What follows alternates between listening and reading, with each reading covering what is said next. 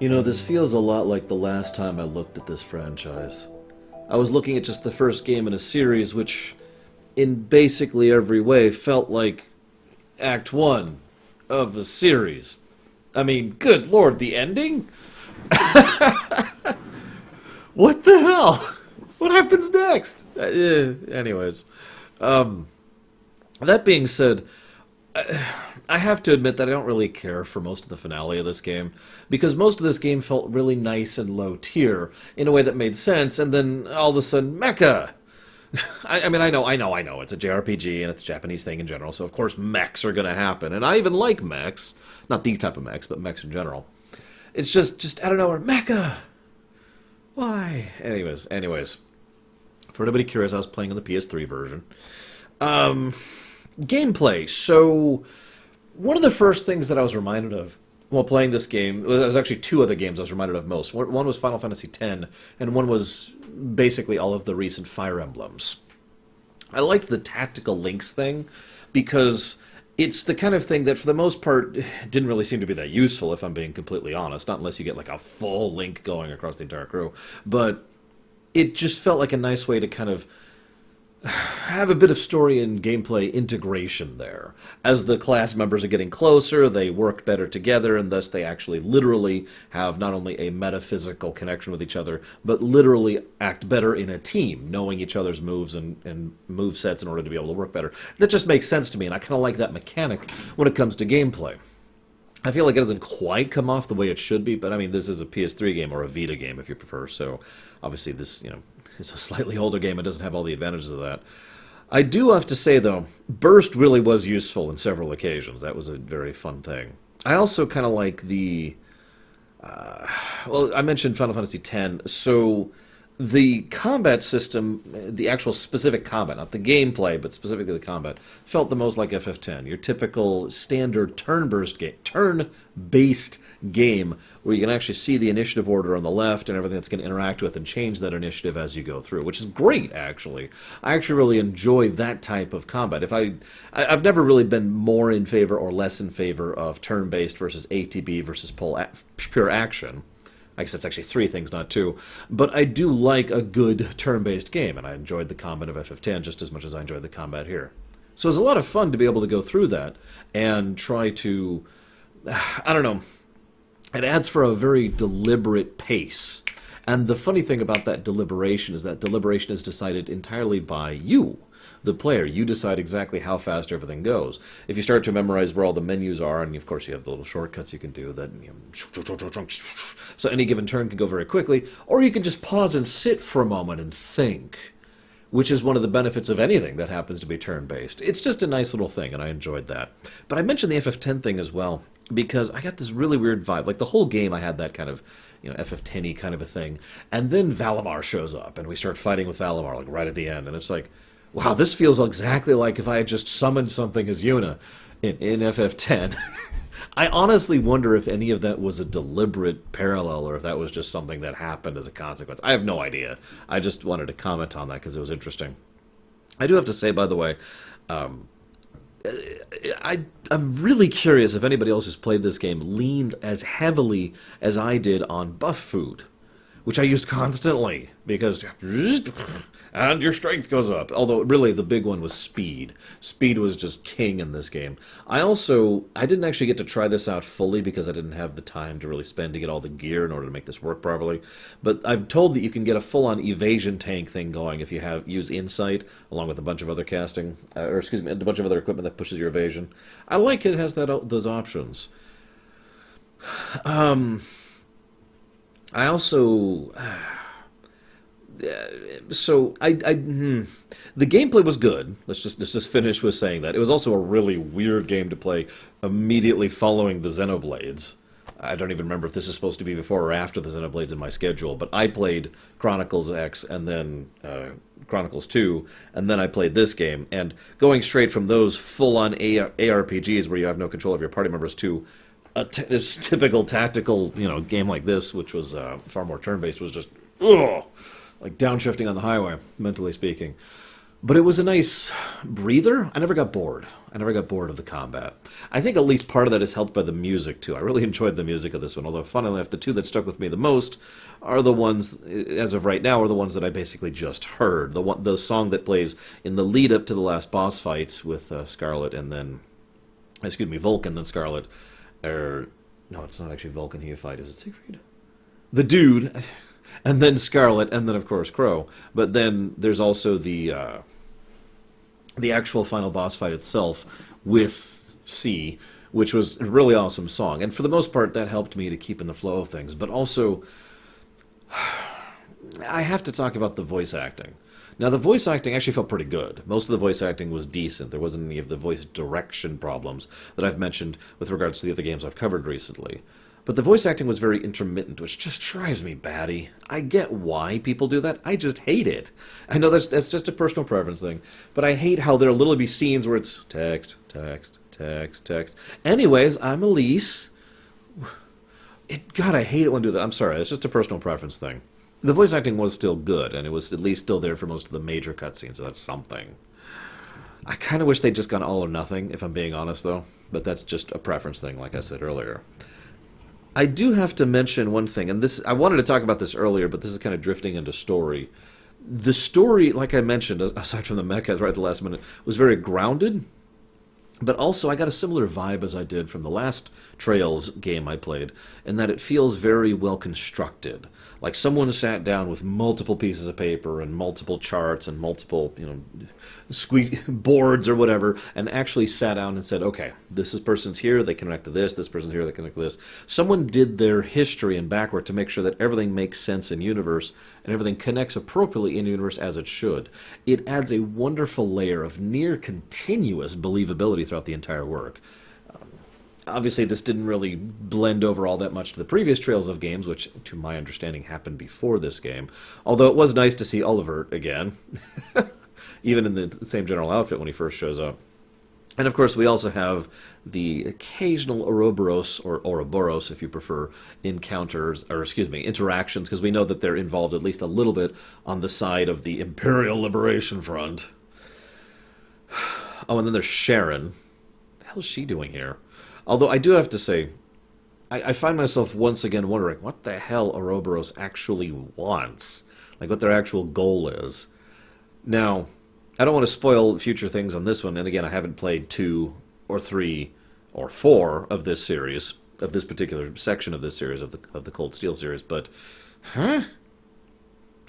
Moving on. First thing I want to talk about is I like how the factions in this game are all portrayed as just different political factions. In other words, there's something wonderfully believable about it. It is a group of nobles, it's Osborne and his crew, the Greens, who are so insistent on trying to ensure the greater populace and ensure the prosperity of the people, basically at any cost, even if it means war with France. Sorry. Look, I'm sorry. I cannot help but think of Osborne as Bismarck. I'm really curious if anybody else has come up with that connection, because to me it was so obvious. I feel stupid for even mentioning it. They even call him the Iron Chancellor. In fact, I think actually at one point they called him the Iron and Blood Chancellor, which is Bismarck, and the guy who really wants to better his people and better the common people at any cost, at a cost of blood and war and, real politic. Hello? Anyways. So we've got him on the one side, and then we've also got the Nobilists on the other side, the Whites, who are like, oh no, we must return to the old ways. And it doesn't help that almost every single higher-ranking member of the Nobilists faction, the ILF side, that we see is someone who is a horrible person. Like, almost all of their motivations are extremely selfish or personal or just because they want to be back at the top of the heap. It's in many cases, Duke Cayenne is probably my favorite example of this. They literally just want to be back in the position they used to have, to maintain the power and the traditionalist strength of the noble class. And the classism is severe.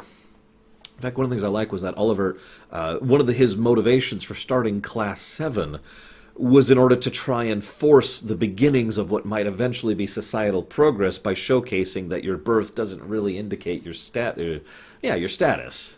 that the nobility of your blood isn't something that should be indicative to what kind of a life you lead, which is very relevant because in the Urbonian Empire, which I'm probably pronouncing wrong, there's so much classism going on. Holy crap! And it's so normal.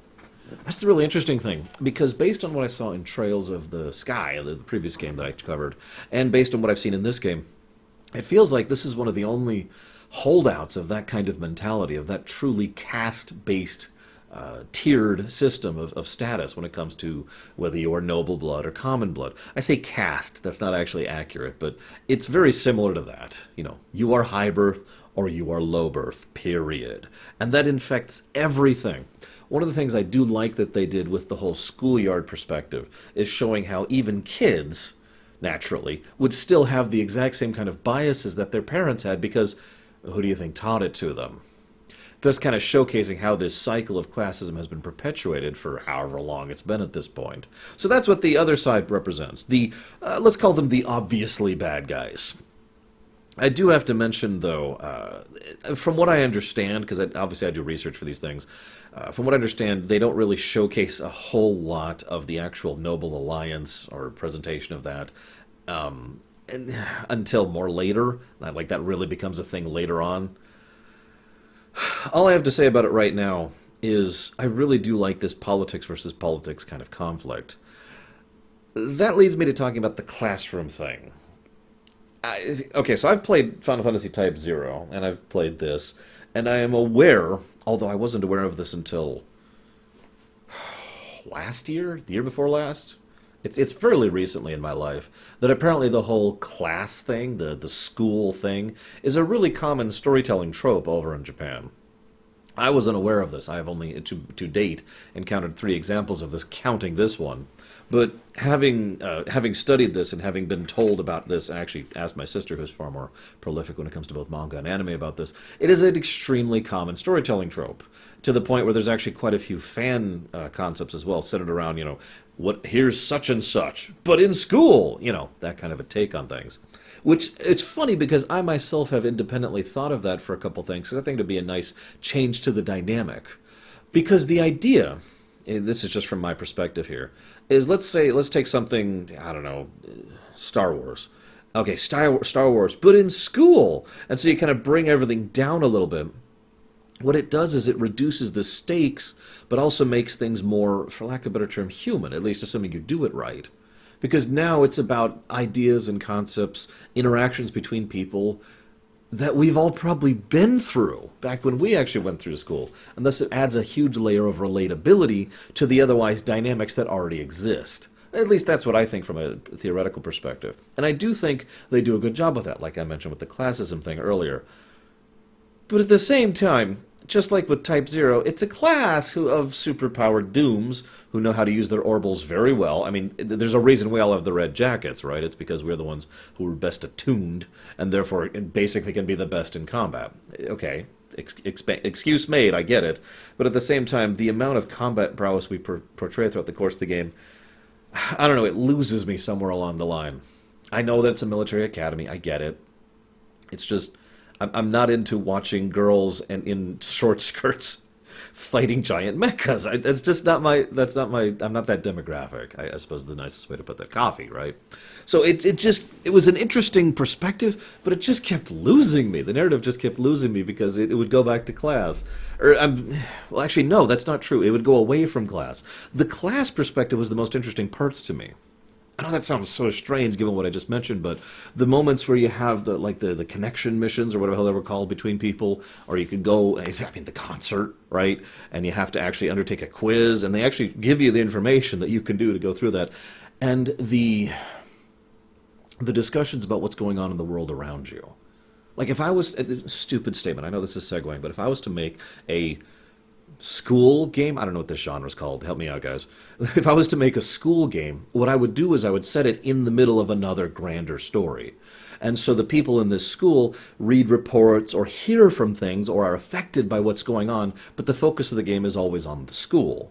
And so we hear reports about the attack and the capturing of the miners, or we see information about, or maybe like one of the kids shows up at school and is very quiet because their parents just died as a consequence of being sent to the front lines, or maybe one of the villages was attacked, or it was a counter-terrorism attack by the element, blah, blah, blah, blah, blah. There's so much you could do with that by keeping the focus here and seeing not the events themselves, but how the people, the kids, more specifically, the teenagers, react to these events. I think there's some potential there. But I digress. I do want to mention the the theme. Sorry, I know I had one other thing to talk about in specific here, and that's the overall dominant theme, in my opinion, of the work, and that's teamwork, basically. I know that sounds stupid, but I don't want to say it so simply because the game itself goes out of its way to show it in multiple levels of complexity and from differing perspectives. Obviously, the very idea of one person being like, oh, I'm going to do this by myself, almost universally fails. Reen, by the end of the game, with Valimar is an excellent example of that. And the fact that he only gets away thanks to the combined efforts of his entire class is indicative in its own right. God, what an ending. Jesus Christ. I do legitimately want to find out what happens next, but I've decided not to read up on it. So, anyways, but let's talk about Osborne, because I feel like there's three best perspectives when it comes to the mentality of teamwork here. Now, Osborne is the easiest one because he is basically the opposite of teamwork. He is believing in supreme centralized power. We will make a more powerful, unified, centralized power, and this will all be under the great empire. We will... And he's not evil. I don't want to say it like that, but the man is absolutely ruthless in his pursuit of it. And, well, I do like how he bloodlessly manages to conquer several areas, by managing to instead use political and economic pressure in order to kind of force people into treaties and signings, what like that. It's interesting to see that kind of form of conquest being presented in a game like this. It's something you almost never see when it comes to fiction in general. But he's still having the absolute... I mean, the Civil War basically starts with his death, right? Obviously, I don't know this for certain because the Civil War would have started after this game ends, but by all accounts, with his death, it's over now. See, that's the problem with such a centralized power base. It is, in fact, the exact same problem that happened with Bismarck, historically, and the Prussians, because with Bismarck removed from the position of power, well, that whole web of alliances and interactions and the incredibly intricate setup he had completely fell apart because it no longer had someone as intelligent and driven necessary to drive it. This is, of course, then the problem of the individual. And this actually even applies in a gameplay perspective. How many of you guys have done a single character challenge in an RPG? I have. I love doing that. But what makes it so challenging is you have one point of failure. You screw up. You get hit by a doom spell, or you happen to not do well enough, or you misspell or miscast or whatever, and something goes wrong.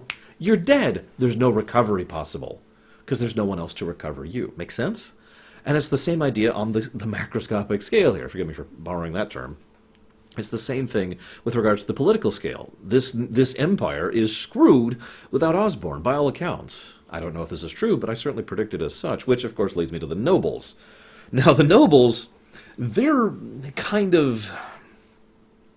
I like to call them the perversion of a concept. And I hate to use that word because usually it means something more sexual, but what I mean is taking something and then perverting it in a way that it isn't supposed to be, more or less the literal definition of the word. In other words, there's all the noble families that all function as the ones who are funding this whole Imperial Liberation Front, the Noble Alliance thing, but they're not actually a team. They look like they're a team because it's a group of people working together, but that's not a team.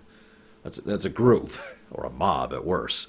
Instead, all of them seem to be almost moving in total contradiction to each other to the point where they're actively getting in the way of each other's problems, thus being the, not the opposite of teamwork so much as the perversion of teamwork, like I said.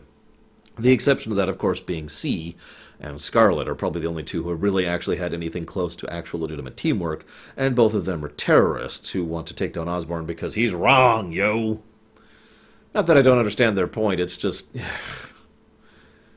But that brings us to the Class 7 themselves, who, especially depending on your interactions throughout the game, can be made into a real team, a group of people who actually are in sync with each other and work to cover each other and benefit each other. Because that's the whole point of teamwork. There's really 2 points to teamwork. You do what they can't, so you cover a wider base of either utility or ability or capacity or whatever, and you now help them when they fail. Multiple points of failure, right? I mean, to stretch this analogy into architecture, imagine for a moment if there was a building that had a singular pillar, one pillar right in the middle of it, no walls. So it'll stay there as long as nothing happens to that pillar. But if something happens to that pillar, but a real team is one that has multiple pillars, or walls as you prefer, in order to be able to keep that roof upright. And I really like how Class 7 actually managed to showcase that throughout the course of the game. Indeed, if anything, I find myself wondering if they're going to do anything with Class 7 in the future, because if you were to ask me my opinion, which you didn't, of course, but, I mean, you are watching this video by this point, so I assume you at least are curious, I would say that Class 7 has basically finished their character arc for the most part. Reen hasn't. Reen is obviously main character material. I mean, he's even got the whole, I am the Awakener, and hidden power thing that I have no idea what's going on with that. But most of the Class 7 has basically gone through their arcs and reached the point where they are now a conclusive team. So, what's next at that point? Given the fact that most of them were left behind to cover his escape, I wouldn't be surprised if they are effectively, let's say, leaving the narrative. Anyways, I really do find this whole series fascinating, because in many ways it's endemic of its time. I can't tell you how many scenes where I actually started to get a little aggravated, despite being interested in the story and enjoying the gameplay, because, let me use a recent example, because, I just beat the game. So, Scarlet shows up, and she's like, ha-ha, I'm here! And this whole time she's just standing there. Just standing there.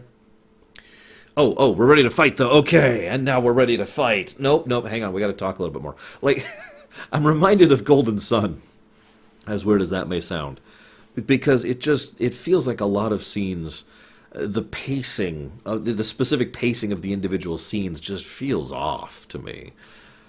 And at the same time, there's a lot of points at which people...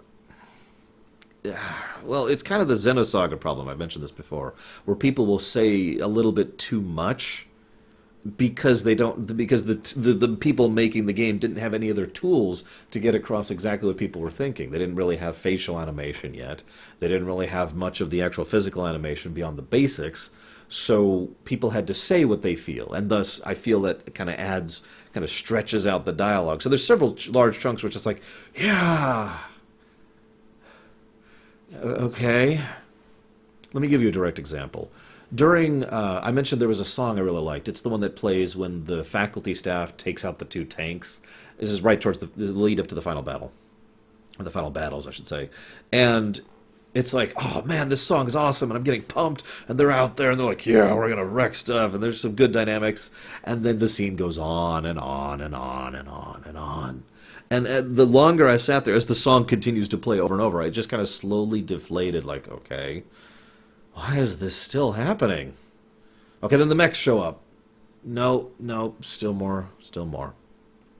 Good game. Definitely a good game. A game that I feel like I am only scratching the surface of. I hope I remember to label... I'll make a note to myself to label this properly right after I finish this, but otherwise, all I can say is that I hope you enjoyed this outsider's perspective on this. And I'll see you next time.